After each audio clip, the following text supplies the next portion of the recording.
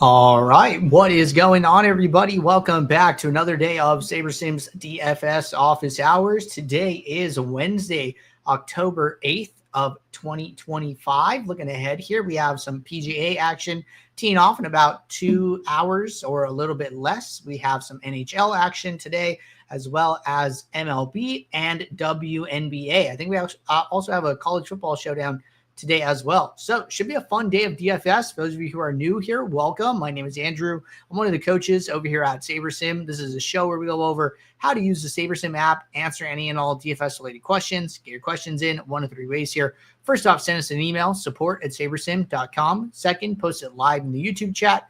Third way, post it in the office hours channel in our Discord server. If you're not in our Discord and want to get access to that channel, there's a link in the description of this video. You also get access to our similar channels, individual sport channels, and you get access to the rest of the SaberSim team. Just can't say enough good things about the Discord. But with that said, we do this show Monday through Friday, 4 p.m. Eastern, and then we do this show on Saturdays at 12:30 p.m. Eastern, so you can tune in any one of those days, get your questions answered. All right, with that said, let's get SaberSim pulled up here. Did want to remind you guys that we will only have office hours up until Thursday of this week. We will not have office hours Friday and Saturday of this week. So just a quick announcement for you there. But with that said, we did have a couple of questions come in prior to the show. So we will start there and then kind of see where we go. But first question of the day. How does the builder work if I put a filter on pre-build, such as GeoMean or max ownership or max points or something like that, when it runs the sims to create lineups and the top lineup is outside of those filters? Does it just take the next best lineup that works within the constraints, or does it go, nope, top lineup here doesn't work, so let's run sims again to get next lineups? Okay, good question. So what we're talking about here for everyone watching is these aggregate rules. Okay, you go to rules, you go to add new rule, and you go to rule type aggregate. This controls lineup level characteristics, right? So like if I put on something that says, hey, I want my sum projection to be at least X. I want my ownership sum to be less than Y, right? This is basically the item in question. Now, the way this works is it builds lineups that meet your request basically until it can't. So think about it like this. Let's say, I want to run a build and I want to build 5,000 lineups. And then I go to rule type aggregate and maybe I do a projection sum rule, right? And I'm like, okay, I want my projection sum to be at least 90, right? And I set this rule. Now, when I kick off this build, what the builder is going to do is it's going to prioritize building out my entire pool.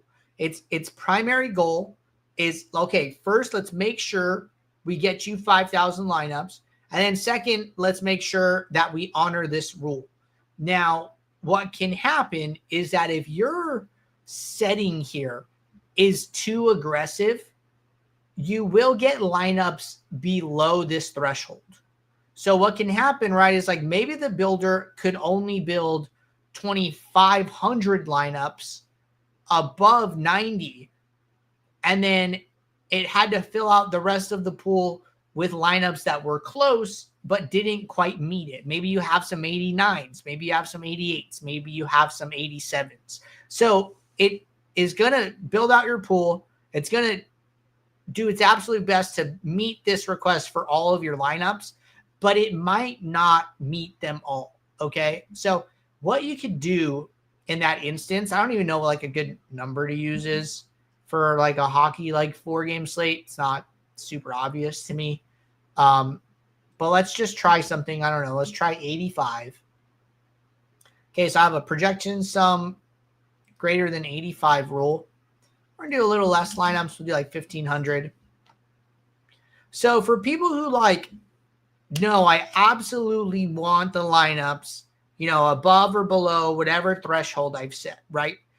What I would recommend is having what I call just like a backstop, like a safety net kind of idea here where you actually have a lineup pool filter that matches your aggregate rule to where, okay, let's say you only want to focus on those 2,500 lineups that meet that request.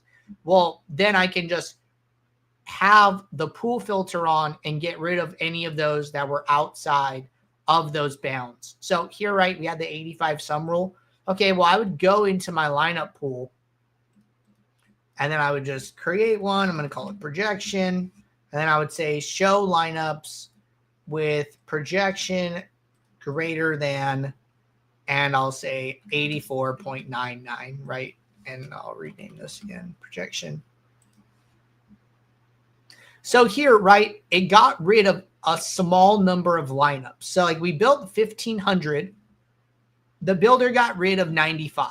So one is that our rule was like actually an okay value, but there were a few lineups that were outside of those parameters that we set here, right? So I think that the filter on the lineup pool is just a good safety net. The builder's obviously going to do a good job of getting you most of the way there. This was like, I don't know, 7% of total lineups built were outside here.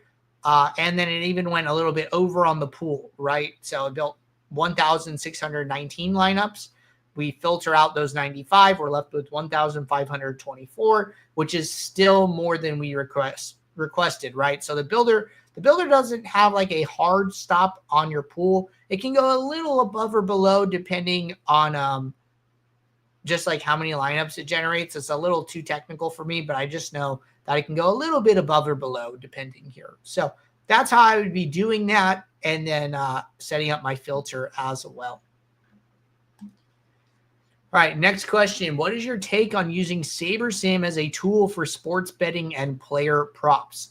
Good question. So the answer to this question used to be different a couple years ago. We used to not take into account props in our models. So, we just had like a model that was like independent of, Vegas. And at that time, we were willing to like put our model up against Vegas lines, right? Well, we shifted away from that. And the reason is that, there was a very clear decision that we wanted to focus solely on DFS. We used to have a sports betting product and things like that. But Andy, mainly Andy, decided that like, hey, our entire team's focus is going to be on DFS and DFS alone and nothing else. And one way that we saw to make our projections for DFS better is to use Vegas props and Vegas lines as like inputs into our data, right? Those markets have a lot of volume. There's a lot of sharp bettors. Vegas is smart with moving lines and things like that. So we take into account props in our models. They are an input into the model. So I don't think you can now use SaberSim to beat props when we are already using props, right? So for that reason specifically, I would be against using SaberSim for sports betting and player props, just because we're using that data to provide better DFS projections, which is our primary goal here. All right. Good stuff so far. Those were our few questions that came in prior to the show. Gives us an opportunity to do a build demo. So we did one for hockey yesterday. It's still early in the hockey season, so we can definitely do another one here. All right. So as far as games today, only one goalie has not been confirmed, which is for the Kings. But aside from that, I think it's pretty safe to start running some builds here. So I'm going to just make two small adjustments to projections. I'm actually going to turn off this rule that we demoed with earlier. Sliders are going to be the same as yesterday.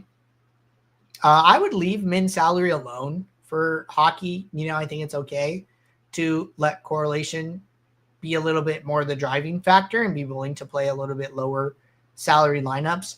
My opinion on that might change as we get into studying contest flashback as the season progresses here. So I'm just going to rebuild, and we'll take this new set of lineups and work with it.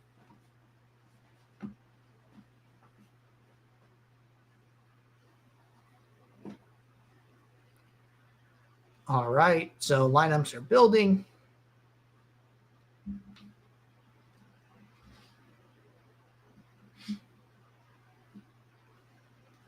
And lineups are almost finished.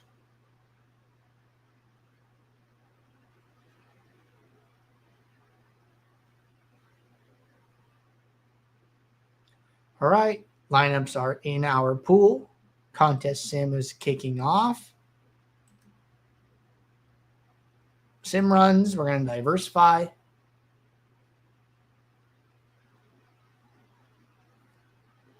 And we're going to try again.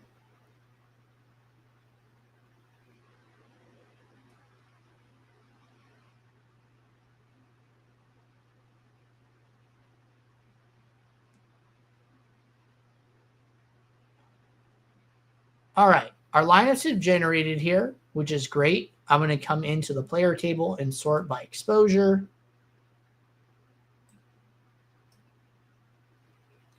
I thought it moved around yesterday. Maybe not. A little less important to me. Position can probably come over here. Adjusted ownership, don't need it. Don't really need 2 projection columns. Team can come over. Okay, that looks pretty good. All right, so let's say we're building 20 lineups, sorting by portfolio here. I got an average projection and an average ROI aggregate metrics. I'm sorting by exposure. Now, it looks like we are getting a lot of Edmonton here. They're pretty high owned as well. Looks like we're getting Edmonton power play 1, a little bit of Washington power play 1, goalie from Vegas, goalie from Washington. All right, the main and primary thing I'm looking at, right, are like kind of my leverages. Am I taking stands I'm comfortable with? Am I not taking stands I'm comfortable with? Maybe 65% feels like too much. Okay, I can come in here and I can lower this to 50%. I think that's like totally fine. Come in, I apply that. Rediversify.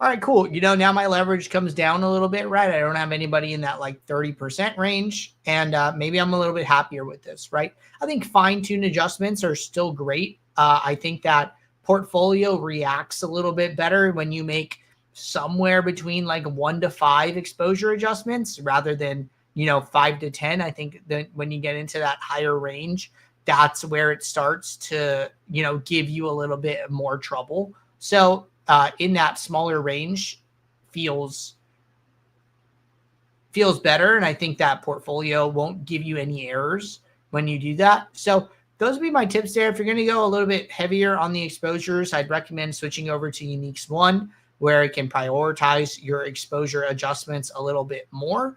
But those are like the big things here, right? Checking out your correlation. Hey, do I have stacks? Yes, I do. Great. You can look at what teams you're stacking. Okay, we obviously saw Edmonton and Washington just by looking at the player table here, right? We saw that we have no more than 50% exposure to any one skater, no more than 30% to any one goalie. A lot of those things feel really good. If I'm interested, right, I could even put on like an average salary aggregate metric since we were talking about that, right? Okay, hey, what is the average salary of my lineups? And this part's always kind of cool, right? So what we did here, right, is we let SaberSim have a bigger kind of window of salary to use, right? Hey, you can use, a 2,000 range. Well, it's still playing really high salary lineups. Our average is 49.7.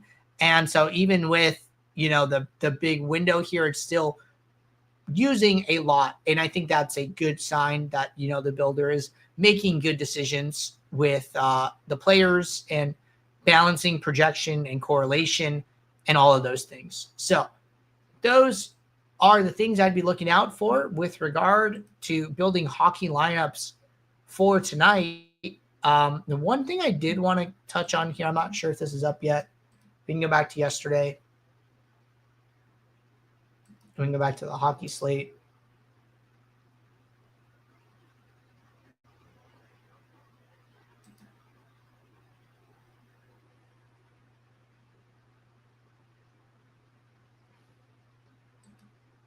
So we go over the contest tab, right?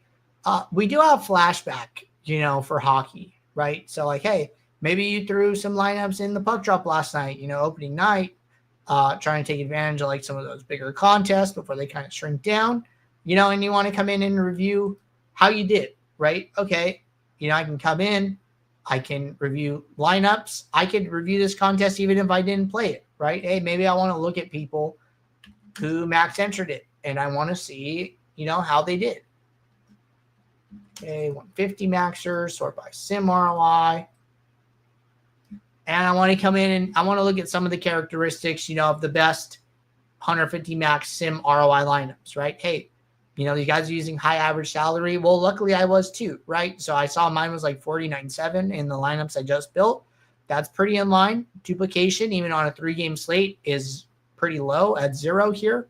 And then a lot of these sim average scores are somewhere within like 90 to 95 points, maybe even a little bit higher, like 91, right? 91 to 96. So there always seems to be like a little bit of like a floor, I'll call it. You don't need the highest projected lineups. You don't need, the 95.89, the, pushing 96. You could have 91, you could have 93, you could have 94, you could have 92, right? But you need kind of like a floor. And then you can look at some of the correlation aspects of these lineups, right? Okay, I go take the top sim ROI, click the plus icon. Hey, what kind of stacks did they primarily run? Hey, a lot of 5-2-1s, 4-3-1s, right? Pretty sure 4-3-1s are like more popular than 5-2-1s. So interesting that this user played more of the 5-2s, but it played at least a 3-stack in all their lineups, right? It's kind of a good little nugget there. And then, how much exposure did they have? Okay, well, hey, they were willing to get up to 50% exposure on a small slate like this, right? They were willing to take 50% of a player, So like when I'm looking at my own lineups for tonight, well, hey, maybe I'm okay, with 50%, but maybe I don't like that 65, right? Well, guess what? You can, look at multiple people, right? I can look at Mr. Clean here from the SaberSim team. And, I go over to his lineups. Okay, what's he running, right? Hey, he's running a lot of 5-2s and 4-3s, a little bit closer gap here. I think his 6 stacks are pretty interesting, right? 6-man stacks, 20%. I think that's higher than I saw on the other user. Okay, hammering correlation, 5 stacks, 6 stacks, right? Top exposures were a little bit smaller than 50, right? Close, under 40% here.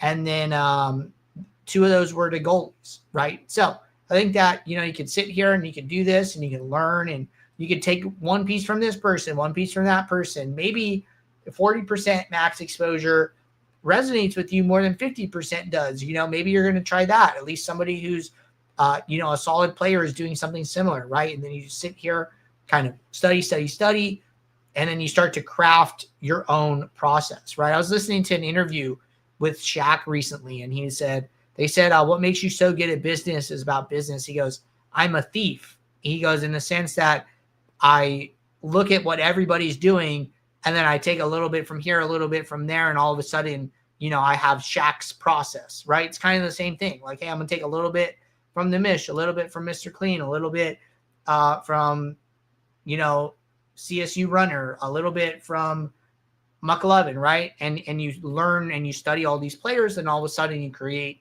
your own really good process that's based on what all these good players are doing. So I think flashback can be super, super helpful for that. So I wanted to talk about it a little bit here. But, you can do that for any contest on our contest list. So just some notes there. All right. We answered these questions in YouTube and Discord, did a NHL demo, did an NHL flashback demo as well. So appreciate you guys tuning in. I'll be back tomorrow, 4 p.m. Eastern for our last show of the week. So until then, everybody, take care. Good luck. Thanks. Bye.